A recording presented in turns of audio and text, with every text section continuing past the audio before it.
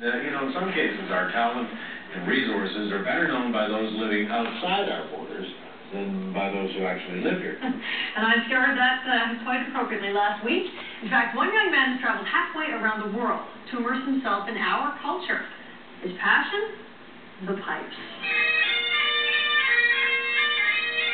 Halifax's Citadel Hill is known for its noonday gun and the 78th Highlanders. Beyond the living history, the Hill is also a center for piping and drumming. The man in charge of music instruction is Bruce Gandy.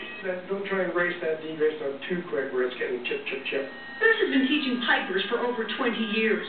His work has taken him all over the world. But now, thanks to the internet, his pupils come to him.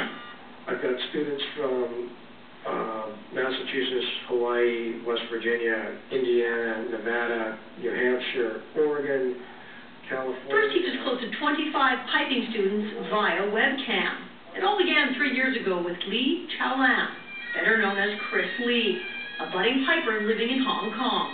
By chance, a fellow who had been helping him suggested a few names, and mine came up. And when he heard my CD, he really liked the playing, and it clicked with him, and so he pursued me quite vigorously.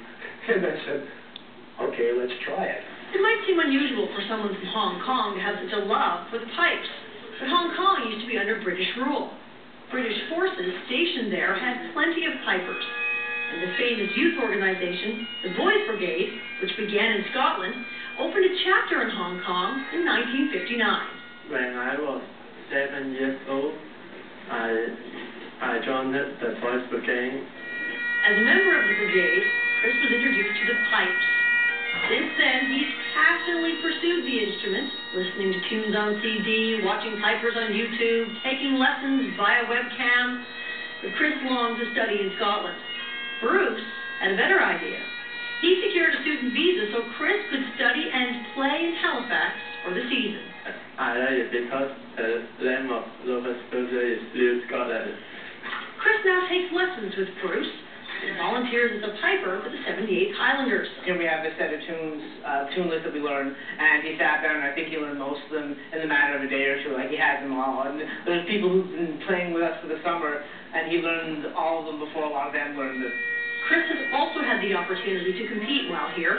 In fact, at the New Brunswick Highland Games this summer, he won all 4 of his solo events. He's keen. He plays probably 4 hours a day, actual practice. I mean, I almost can't feed him enough music. It's a dream come true for this 18-year-old piper. He'll soon be going home to Hong Kong, but not for long.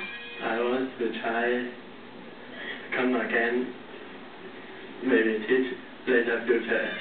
Judging by his perseverance and dedication, there's no doubt Chris will soon be back in New Scotland. Isn't that something? 18-year-old kid in Hong Kong gets inspired to play the pipes. Isn't that something? A really interesting story. While we were there, we were asking him, what's a neat piece? What are you playing? And he said it was called The Road to Sham Shui Po. And the Sham Shui Po is apparently the name of a district in Hong Kong, and the tune was composed by a pipe major who had been stationed there. Is that right? In 19-odd. And the funny thing is, Sham Shui Po is very near where Chris lives. Or in fact, his community may even be in that district. Another connection to the music. Another connection, yes. Wow. Oh, I don't know. And, speaking of music, Lenny Kravitz is over at the Metro Center in Halifax.